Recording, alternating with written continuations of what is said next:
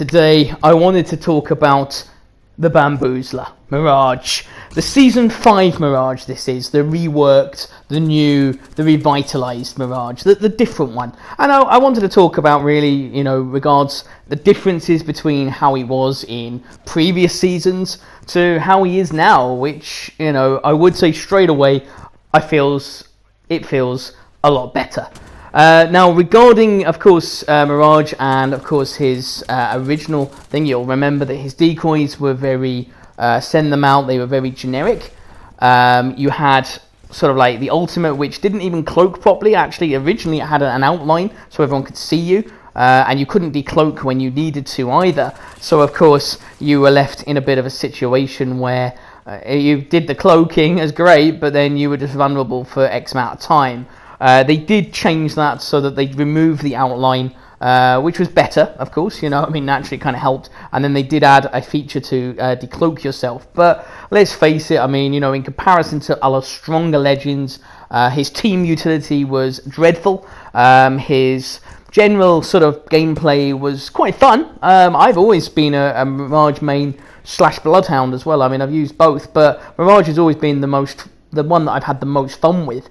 Now, since the sort of like the rework and the changes, how is he really doing? Now, it's funny because I watched a video not too long ago, probably a good few hours from the time of this recording, and it said that when the general usage of Mirage came out for Season 5, after, like a period of time, his usage was around about 7 to 8%, which is pretty good. Considering it was like under 2, this is amazing. But then it tended to really fall off as the season went on, and it tended to drop quite considerably. And there are some reasons why. Now, Mirage is a lot better, like I said, but one of the things is that he is a higher skill cap to use. Now, there are players that know how to use him really well, and they can just turn him into an absolute animal and a killing machine. Now, me, myself, because I've been using Mirage a long time, I'd like to think I'm not bad with him, but there are certainly better players out there that can really, really cause a lot of problems. However, one of the things I do like about him is, of course, the revive.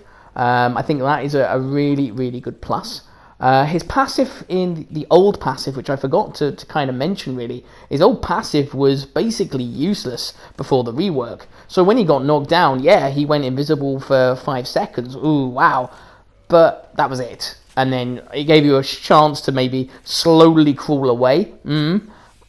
But realistically, was that ever going to do a lot? A passive, you had to be knocked down. It was terrible. The decoys were so generic, you couldn't do anything interesting with them, and that was the problem. Now you can actually aim it to where you want to fire it, so you can fire the cursor and it will run as far. Now the revive, as you can see in the footage right here, it makes you and your teammate totally invisible. That is amazing, and it is now it makes him much more team utility based, which is really great. Now, the ultimate has got some downsides and some upsides. There are some good things about it, which I really like. His ultimate now recharges once every minute without the use of any ultimate accelerants, which is really, really good. And if you've got an aggressive kind of play style, then Mirage is going to suit most of those kind of players. But if you're very passive, it isn't so good. Now, you can see here in the background as well, a clutch revive. The guy couldn't see me from a distance, and I could get my teammate revived, and we could run away. So, there is some various things with that. But going back to the ultimate, it's very situational. Sometimes it's very handy and really clutch and really amazing, and a lot of times it's not so good. Now, one of the things I used to like about the old ultimate was the fact that you could get away. When they changed it so that you were completely invisible and you could decloak when you needed to, it meant that you could play it aggressively, but you could also play it passively, or you could use it to escape, like a get out of jail free card, shall we call it? Because let's face it, sometimes you think you're in a 1v1 fight like here, and then suddenly 20 enemies appear out of nowhere and start shooting at you. It's not a good situation to be in, and quite clearly you want to run away. Now, you can see in the background here, okay, the ultimate for me in that particular instance was quite handy. I managed to back off from the fight. I then can reload, and of course, go from there, which is great. Now, the decoys, I will say, are definitely very handy. I mean, as you can sort of see, I throw out a decoy, and I can sort of make it look like me, whilst I'm then strafing and healing. This makes the guy think it's me. It isn't. You get the audio and the visual cue. I personally think that the audio and the visual cue is handy, but not everyone is always going to hear it, and not everyone is always going to see it, because it depends on the circumstance. So again, I do think that there is things that maybe needs to be done about that. But going back to the ultimate, it has, as I say, the new ultimate has got some drawbacks. Regarding the ultimate, if you're on a roof, which is what I'm showing in the footage here, and then someone pushes you and you go invisible, when you move around, some of your decoys fall off. And this is where, early on, I mucked up and I got killed for it. So there are little learning curves like that. Now, in this particular instance, this is where the ultimate comes in very clutch and can save your neck from pretty much guaranteed death. So I used it to run around the rock. Now, luckily, the opponent didn't see where I ran to, which was very fortunate, because it wears off very, very quickly. So he starts shooting the decoys, and I'm able to actually kill this person and get the eliminations. So it is very much a mixture of a very great ultimate and a very useless ultimate. It has got its strengths. Personally, what I would love to see is where they increase the sort of like time it takes for the super to charge, maybe to around about a minute and a half, about a minute and a half, because it's currently a minute, isn't it? So about a minute and a half, but gives you a bit longer to kind of go invisible. Now, it means that it would just give you a little bit more utility, keep everything else the same, everything else is absolutely fine, but it would just give you a little bit of a better option to kind of use it as either an escape or an aggressive push. And it would kind of cater for just some more players that kind of, maybe because some have a passive, some have an aggressive playstyle, so it would just suit people maybe a little bit more. It's still going to take a little bit of time to kind of learn and play with him and everything like that, but that would be something that I would do.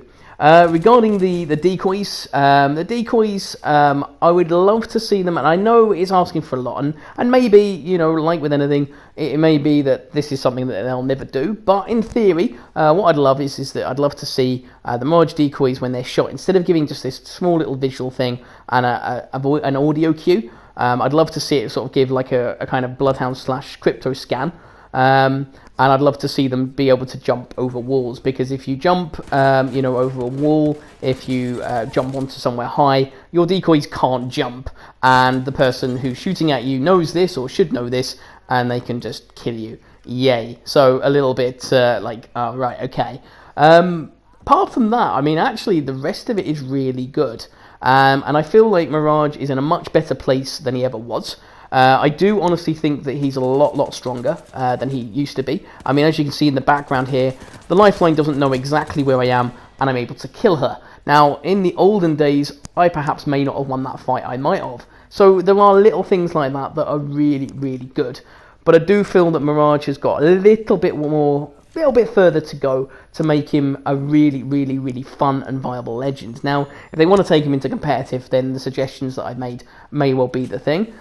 Respawn may never want to take him into a competitive and put him into a high competitive tier, so it may well be that this is the best Mirage he's ever going to be, and to be honest, if that was the case, I'd be as happy as I could be with it, because I tell you what, he is a lot of fun. The controlling the decoys can be a great time. His ultimate is definitely useful in certain circumstances, and of course then his passive, and his going invisible at the respawn beacon and things is really, really good as well. So overall, definitely a character that if you haven't really tried too much, I would recommend to give definitely a go and have a bit of fun with. And so overall, I'm going to definitely give him, I would say, a 7 out of 10. I think Respawn have definitely moved in the right direction. I think they have definitely improved him, made him much more viable than he ever was. And he certainly kept his, element of personality and a lot of fun.